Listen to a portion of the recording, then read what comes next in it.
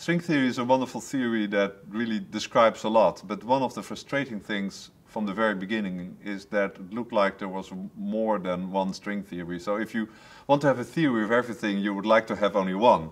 And in fact, quite rapidly, 5 different theories were developed that each had their strengths and weaknesses. And in the 1980s, most people thought actually that one particular theory, the so-called heterotic string, was the most promising in terms of making contact with physical reality. And the other 4 were basically, they were not really ignored, but it was a little bit of an embarrassment of riches. And then in the 1990s, an amazing thing happened.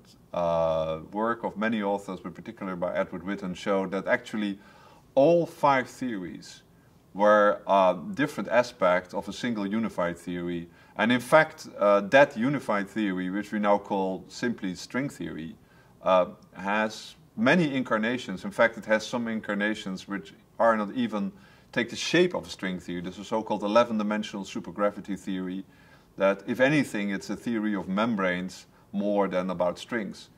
And the remarkable thing is that this kind of various facets of the theory is a very powerful tool, because since you kind of have different perspective on one and the same thing, certain questions are actually easier to answer from one question, from one perspective than another.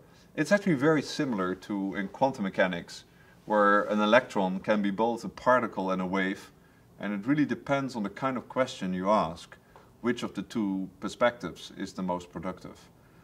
So the fact that even these 5 string theories are unified means that in some sense this moment we have only one serious candidate for a fundamental description of the forces of nature, which is, I think, just the right number.